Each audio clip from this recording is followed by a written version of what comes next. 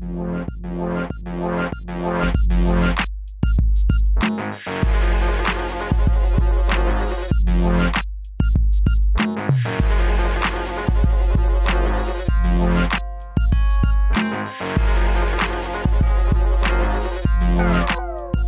this particular segment, I thought it would be best, seeing that it is the holiday season, and a lot of us, it's frantic because the holidays come upon us really quick.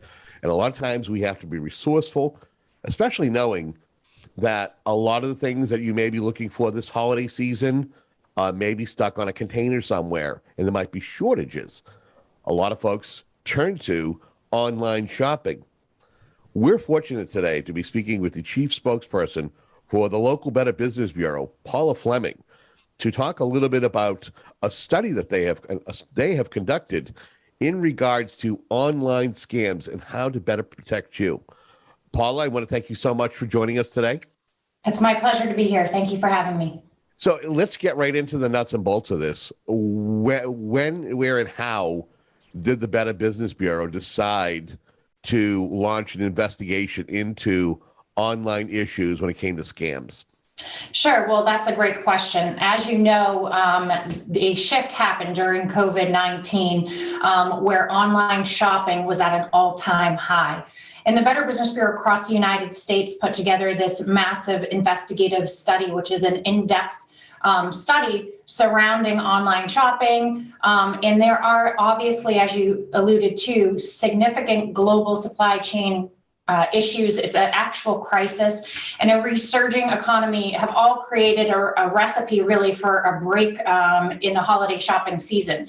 So we're really addressing right now, as people have already begun to online shop, in-store shopping, that online shopping fraud and the role of social media is a really important point to hone in on during this holiday season and make your viewers and listeners aware of the situation.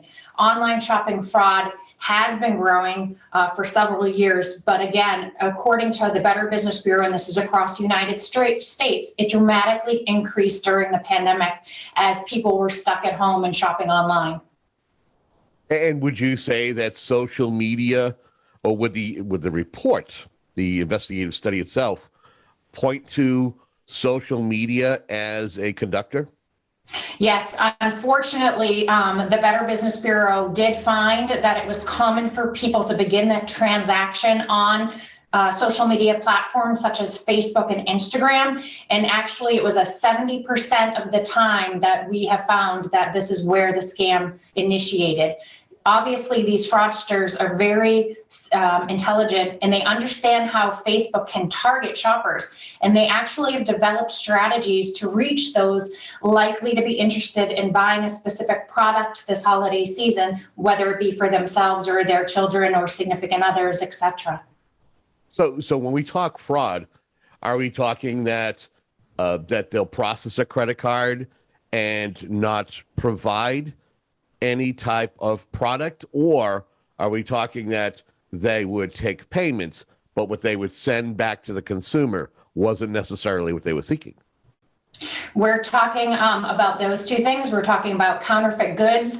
We're talking about promises of delivery prior to the holidays, when in fact, as you had mentioned, there's significant issues where they're not even able to get here.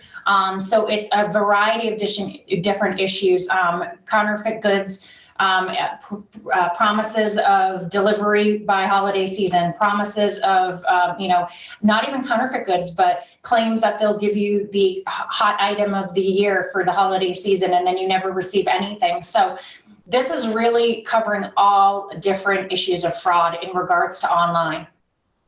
Now, is this only domestic fraud, or is this foreign and global fraud we're talking here? No, we're talking, we looked at online purchase scams regarding a variety of factors. I mentioned counterfeit goods.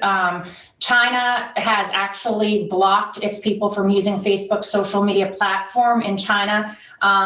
So it's really an in-depth study, and it goes across all different, we look at Romania, US, Canada, We work with and continue to work with law enforcement agencies. There have actually been in 2020. The U.S. Custom Agency seized $1.3 billion in counterfeit goods, which led to the arrest of over 200 individuals and secured almost 100 convictions, which is really great to see that people are held accountable for this.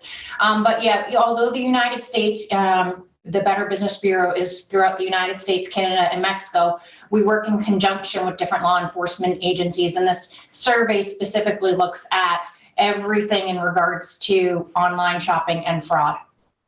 I actually will share a couple of my stories because I feel as though I was a victim of said fraud as well myself. But does the report supply examples or stories of folks who fell victim to kind of basically push this report over the line and really for it to resonate with folks? Yeah, we do, unfortunately. We talk about a woman from Missouri who ordered a decanter and 2 cups via a Facebook ad and only received 1 cup and not the decanter. So yeah, we really dig into examples. Obviously, we have the BBB scam tracker we've talked about several times, and that is where you can review scams that are transpiring locally or globally across the United States, Canada, and Mexico. And that's where people look to see what's transpiring in their community, but also if they feel as though they've been victim of a scam, they can report it there. That being said, we are just one agency that handles scams. So we obviously do work with the different government agencies to be on top of trends and information that's happening and within our communities. Yeah, myself, I had 2 different items that I saw on Facebook. There was a Facebook ad. It didn't have any foreign appeal. There was nothing that gave me red flags that said, this is something that is coming from a foreign company. It looked as though, or foreign country as well. It had all the looks as though it was something that was being produced here in the States and that I would be able to get quickly and readily. The 2 things were a camera, a micro camera. And the second one was pandemic based. They were these special unique masks that you could get that kind of was all self-contained and it was anti-fog. I wear lenses, I wear glasses, and these were supposed to prevent having to worry about that. Anybody who wears glasses, who are visually challenged, know what I'm talking about. When you go to put a mask on, no matter what you do, you are always, wiping your glasses or finding a way to set them on your mask so they don't fog up. And so I ordered both of these items. It took a long time for me to receive my product. I did receive product, but it wasn't the product I was seeking. The camera had faulty software. I couldn't contact anybody. As far as the mask took literally more than 3 months, 3 to 3.5 months for me to receive. And when I would send messages to the company, and again, same thing. It looked like an American company until I got I had to send an email. Come to find out, it was from, I'm not sure if it was Taiwan, it was China, or anything in that particular region.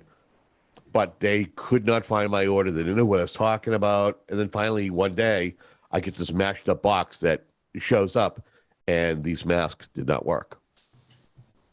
Wow. Yeah. Well, I do wear glasses, but during this pandemic, I have gravitated 99.9% of the time to contacts just for that reason. And have you found success that you don't have to worry about that or do your contacts have issues with masks? No issues with these contacts. But with glasses, the steaming and it was so difficult. So yeah, you'll see me most often with contacts now. So again, if folks are just tuning in, we are privileged to be speaking with Paula Fleming. She is the chief spokesperson for the local Better Business Bureau, and we are talking about an investigation that the BBB did in regards to online scams. And as I kind of teased the conversation, this is that if you are shopping online for your holiday gifts, be buyer beware. and I don't want to give away any of the secrets because that's why Paula's here, is just kind of give us some of the recommendations and other information in regards to this. What recommendations did this particular study make, whether in generalization to online shopping or as far as things that maybe other organizations can do to safeguard consumers?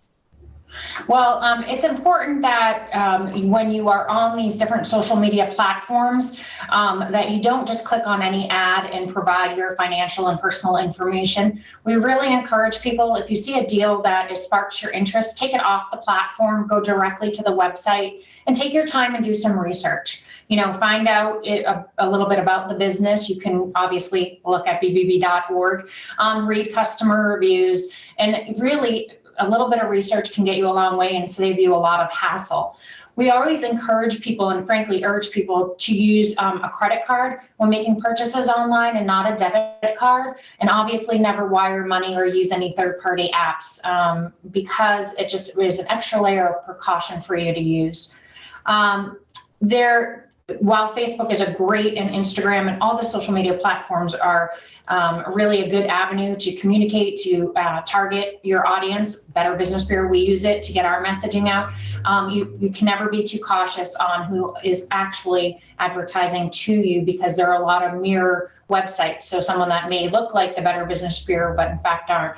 And some red flags that you can look for there are check for grammatical errors. Check to make sure that the website doesn't, or the URL doesn't have any misspellings within it. And again, take it off the platform and do a quick Google search or go directly to the website if you know it. What about as far as anything that the Better Business Bureau has done in regards to organizations? I mean, has there been anything sent to the Facebooks or any kind of consumer fraud organizations to ask them to keep a lookout and make them aware of the study? Oh, most definitely, yes. We do work with all the different platforms and make them aware, especially if we see a trend in complaints, something that has really taken over. And I'd like to actually touch upon those, if I may, yes. Especially because it's the holiday season, and talk about the three categories that primarily BBB has seen and that are part of this study in regards to scams. And I'm sure you're not surprised that it's the holiday season and pet scams are actually going to increase as we get closer. And that is actually pet scams are accounting for 35% of the scam tracker reports about online shopping in 2021.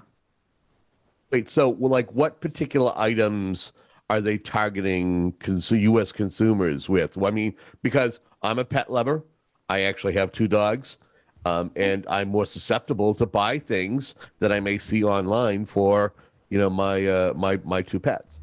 So this is specifically that we've received over 100 reports on people that have actually tried to purchase a pet.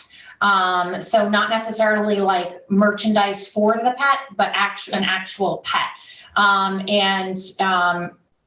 So in 2019, we had over 100 complaints, but in 2020, we had over 4,000 complaints. So that's a significant increase. We found that during the pandemic, a lot of people were staying home and found it a great time to get a pet because they were home, could train a pet. And unfortunately, they were left without any pet because it was a scam. So scammers take money from the victims, but no pet is actually delivered. And that is one of the top scams that we have seen, and it's obviously continuing to increase. And unfortunately, I don't see an end in sight for that, which is why we're encouraging people that if you see ads online, if you see cute pictures of puppies that entice you, make sure you vet the business, do some research, and take it off the social media platform. I want to say in regards to Facebook, has there been direct conversations with Facebook in regards for them to better vet their advertising, or is it they leave that all up to artificial intelligence, the bots, to, allow some advertisements to be posted and not monitored as well as others? Well, as you know, you brought up Facebook and Instagram are obviously an attractive area for scam artists because Facebook is the biggest social network worldwide. It's roughly has 2.9 billion active users. So I think they're doing their best they can, but as the Better Business Bureau has found too, I often say, it's job security for me because as soon as we figure out a scam, there's a different iteration or variation of said scam. So it's a constant, trying to make sure that these don't continue to transpire, but it's constant, it's an evolution. And although I do believe Facebook is doing its best effort, it's nearly impossible to keep track. Every time you shut something down, one comes up. So we do work, the Better Business Bureau has worked with many of the different platforms to try and stop this. It's almost like a virus. These thieves, and they are able to create a new variant or a new avenue to be able to catch the eye of someone who is unsuspecting. It's very interesting. It is. And many victims and small businesses do have said and do say, and it's within the study, that they believe Facebook and Instagram can do more to prevent the widespread fraud. There's talk in this study, and again, it's an extremely in-depth study of a class action that was recently filed in the U.S. federal court against Facebook, contending that it is complicit in fraudulent sales and fails to abide by its own policies in addressing them. But I would urge your listeners, viewers, to go and read the report because it's really an in-depth, and we're just scratching at the surface here. But again, as a Better Business Bureau as a whole, we try to do our best to stay on top of trends, educate people within the United States, Canada, Mexico on what's transpiring and arm them with the knowledge so they don't fall victim to the scams. What is the best way to report online fraud? So information like that that has been compiled by the Better Business Bureau can be put into such report to share it with everybody, with a wider viewing and listening audience. Right. So there's a variety of different areas in which you can, or rather agencies. So the Better Business Bureau, you can file a complaint or a report of a scam directly going to BBBorg. There's obviously the FTC, which is the Federal Trade Commission, and that's reportfraud.ftc.gov. There's the National Intellectual Property Rights Center. There's Facebook directly. There's Instagram directly, Amazon, Google, PayPal. And obviously, you can go directly through your credit card agency if that you have to dispute a charge or feel as though you've been a victim of fraud, or just unhappy with the purchase that was made and are unable to, as you mentioned, get in touch with said business, if it isn't a scam, to return it. So there's a number of avenues you as a consumer can take. It is my hope that this report will arm you with knowledge so that you don't fall victim to a scam and don't have to take that avenue. But obviously, even with all the research in the world, some of us do fall victim to it happening. So it's not to say that, you didn't do a good job, because sometimes they are just, in fact, too good. And we do fall victim to the scams that are transpiring. I feel that like a crux of our conversation here, a lot of it has targeted Facebook/Instagram, and I believe that they're somehow under the same umbrella. But even an organization or a company like Amazon, which is also another global supplier, can also be susceptible to this counterfeit process, correct? Yes, most definitely. Really, there's any business is susceptible to scams, and these scam artists just use the well-known names. And as you know, Amazon has significantly got more popular during the pandemic. And who doesn't have an Amazon account? I don't know many people. So yes, anybody is susceptible, and typically the larger names, well-known names, that they're targeting them and using them to scam people, whether it's text messaging, that you have a delivery and you click on it, or there's an email, confirm your delivery, and then you go and you're taken off into a world that you don't even realize that you're just start clicking. So yeah, again, if you have an email, a phone call, a text message. If you're on a social media platform, take it off of the platform. Do not respond to the text. Do not give personal information out over the phone. I cannot reiterate it enough. You want to go directly, log on to your Amazon account. You'll find all your information there. You can call Amazon. And it continues, like whatever you're making a purchase on. The best thing to do is just to go directly to whether it's Amazon or a smaller business who you purchased from, or if you have questions in regards to a product, go directly to them. And what's even more important, and you might have mentioned this earlier, is credit cards these days are doing their best to protect those who have credit under them and can also get involved with this as well. Right. Yes, you're exactly correct. And the reason I just want to dive a little bit deeper into credit card versus debit card, because a lot of people are confused and they are like, well, we don't want to build up debt. And I understand that, but there's a layer of protection when you use a credit card in regards to disputing a charge versus when you're using a bank card and a debit card, which comes directly out of the your bank account, and then it's more difficult to dispute the charge through the bank. So that is one layer of it. The other layer is if you keep your online transactions separate, it's easier to say, okay, I have now received the purchase, here's the receipt, here's the charge on the credit card, and just to keep it organized, we always encourage people to use one credit card for online transactions. We find that folks who are kind of newer to technology and online services to be the ones who are more susceptible than the ones who are savvy, or do you find that across the board, does the report find across the board that it doesn't matter how tech savvy or how smart you are, that there's always a scam that will get somebody when it comes to counterfeit product? That's an interesting question, because when I first started at the Better Business Bureau 20 years ago, it was always that we focused on seniors were the ones that were scammed, but we're actually seeing it flip a little bit, because we're finding that people are trusting and they're more tech savvy. So they're more, I think they're quicker to use, whether it's the Venmos and the different platforms are more tech savvy, and they're trusting and they're just doing it quickly and not taking the time to do the research.